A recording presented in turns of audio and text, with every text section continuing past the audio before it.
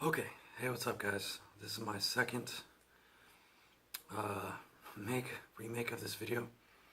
Um, I want to do a quick video on what determines who is a better pool player.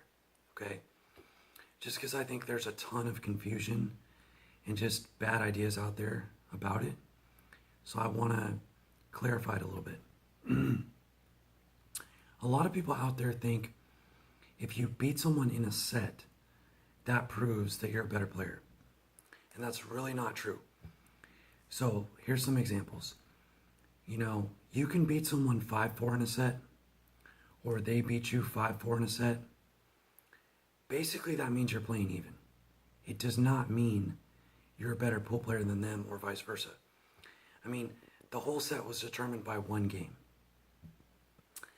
Now, that means the whole set could have been determined by one dry break, by one lucky roll, by 1-9 on the snap, or whatever. I mean, because one game can be determined by any one of those things, and the whole set was determined by one game. So winning a set just means you won the last game. Doesn't mean you're a better player all time or any of this stuff. Also, there are cases where you could beat someone like 5-0 in a set, or 5-1 or 5-2. Then you play them again a week or two later, and they beat you 5-2 or 5-1 or 5-0. I mean, these things happen. So even beating someone by a significant margin in a set doesn't really prove who's a better player, okay? Now, if you do like a race to 100 and you beat them like 100-20, yes, you're a better player. That does prove you're a better player. Right now, you're playing way better than they are, okay? But that doesn't mean they couldn't practice, get better, come back, rematch you in a shorter set, and beat you in a shorter set. Do you see what I'm saying? There's a lot of factors to this, okay? Okay, some people think that when you play per game, it doesn't prove anything. Like, people look down on playing per game. But actually, in per game, you get paid more accurately when you're gambling based on how much better you play than the other person, or vice versa. Like, if you beat them by one game, you only get paid one game's worth of money. Like, if you're playing $10 a game and you beat them 5 games before, you make $10. But that accurately reflects how much better you play than them. So I think people should play per game, because that to me shows the money that gets paid out reflects so much more accurately how much better you're playing than that person, or vice versa. You see what I'm saying? You have to beat them 5-0 to make $50. You gotta smash them to make a lot of money. So you really have to earn it in per game, whereas in sets you don't. You can play even with someone else, and then you just happen to win the last game, and you win all the money in the set. So sets are actually a lot less fair in terms of how they pay out, unless you just smash someone or vice versa. But if it's close, it actually doesn't pay fairly. And I feel like people don't understand that. Some people think ahead sets, like playing 5 games ahead, kind of solves this problem to show who's better, but it doesn't, because if you play pretty even with someone, that set can go on all night, all day and all night. It could go on 8, 10, 12, 14 hours, or multiple days. And then it just shows who can play better after they're tired, who has more endurance. It's not even a test of who has more pool skill anymore, okay? So that's the problem with that one. So, also, sometimes there's weird dynamics between players. Like, in the one-on-one matchup with me against this specific person, they play really good against me, or I play really good against them. But it's different when we play each other than it is with other people. So I've had situations where I beat all the players that this particular player loses to, but yet when he plays me, he beats me. Even though, when you think about it, the logic is, if I'm beating the players that beat him, you would think I would beat him, because I beat players who are better than him, who are beating him regularly. But I don't in this case. He just happens to play really confident against me, really good. I falter a little bit. He's winning a set or maybe 2 sets or whatever against me. So that's more evidence for how one set doesn't really prove who the better player is.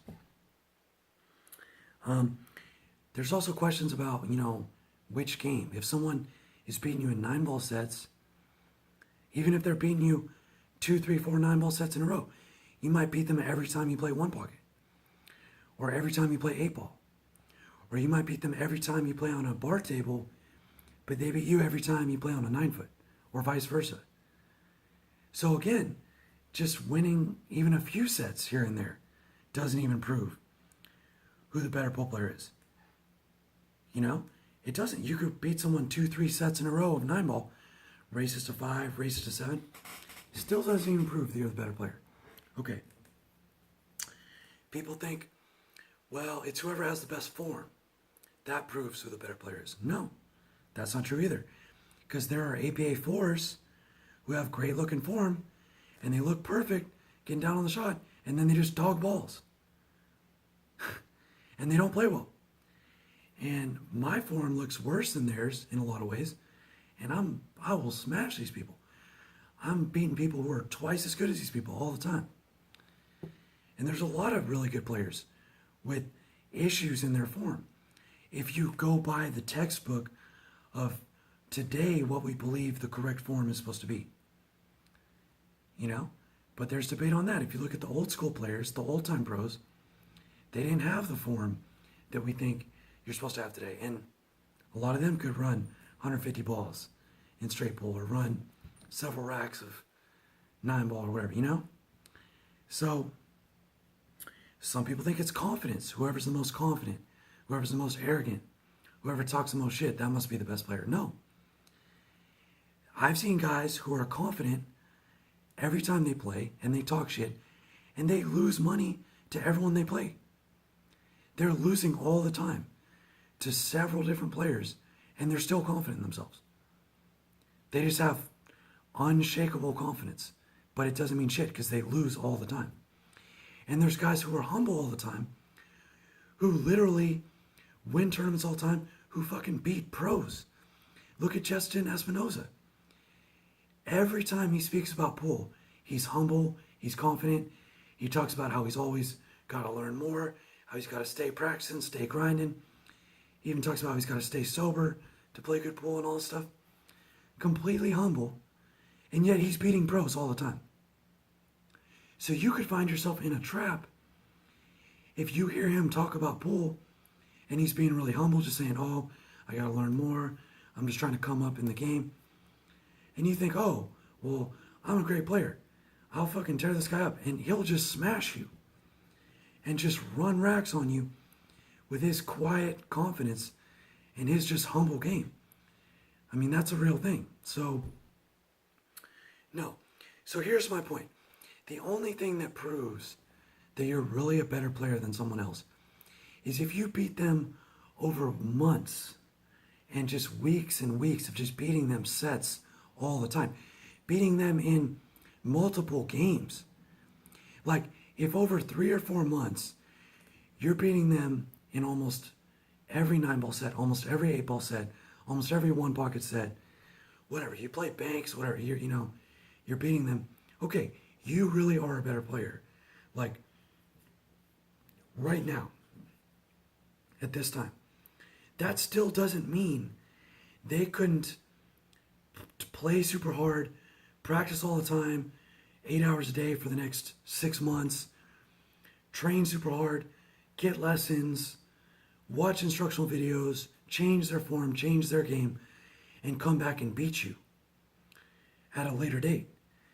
Maybe you stagnate, but they're moving up and up and up in the game. And pretty soon, they're at the same level as you. And if they keep moving up, they start beating you now. They could still do that.